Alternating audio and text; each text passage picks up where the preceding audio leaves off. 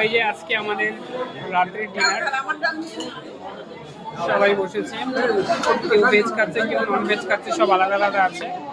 তো আমি ডিম কারি নিব, আর অনেকে এই যে কাতল মাছ নিবে হয়তো, যাই হোক সবারটা আলাদা আলাদা আছে।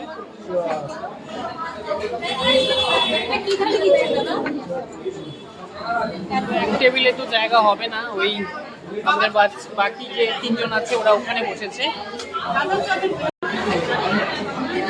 তো আমরা অর্ডার করেছিলাম কাতল মাছ আর ডিম, জানি না কি দিয়েছে এখানে, তো ভেজ মনে হচ্ছে, সোয়াবিন তরকারি, আলু ভাজা দিয়েছে, কোনো গন্ডগোল করেছে হয়তো। আরেকবার একটা জিজ্ঞেস করিস না, হলে ভুলে দিছে নাকি।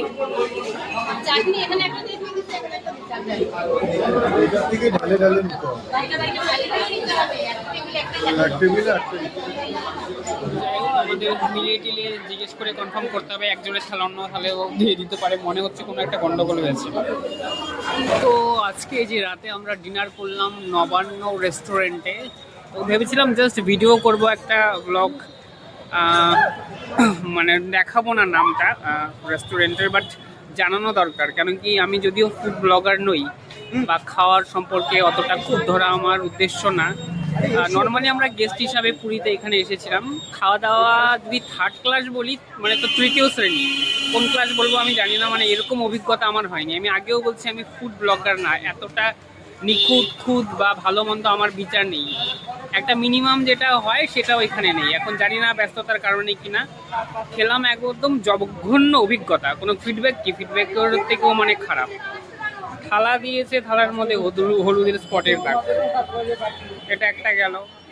আমি কোনো হোটেল বা রেস্টুরেন্টে দেখি নাই যে জলের ব্যবস্থা থাকে না, জগ আছে, গলা উঁচু করে খেলাম এখানে।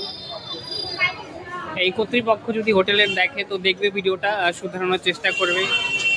তারপর মাছের ঝোল, ভেজ ঝোল বা সোয়াবিন দিয়ে একই ঝোল, মিষ্টি দিয়ে ভরে হয়েছে, ওটার মধ্যেই মাছ আলাদা আলাদা করে দিয়েছে, ওটা গেল। তারপর অর্ডার নেওয়ার ওইখানে সিস্টেম নেই, 3-4 মিনিট একজন দাঁড়িয়ে অর্ডার নিল, আধা ঘন্টা পরে অর্ডার দিয়েছে, তাও ভুল অর্ডার, যেটা তোমাদেরকে শেয়ার করলাম, অন্যজনের অর্ডার আমাদেরকে দিয়েছে। তারপর রিকোয়েস্টের পরে এক্সচেঞ্জ করলো। আলটিমেটলি এত কিছু ডিটেলস বলার এটাই উদ্দেশ্য, কারণ যাতে নেক্সট খারাপ অভিজ্ঞতা না হয়, যেটা বললাম। তো তোমরা যদি এখানের কোনো অভিজ্ঞতা নিয়ে থাকো, এটা কিন্তু গেস্ট হাউস অন্নপূর্ণা, যেটা আগে দেখালাম এই যে নবান্ন রেস্টুরেন্ট, একদম জঘন্য অভিজ্ঞতা যেটা বলবো।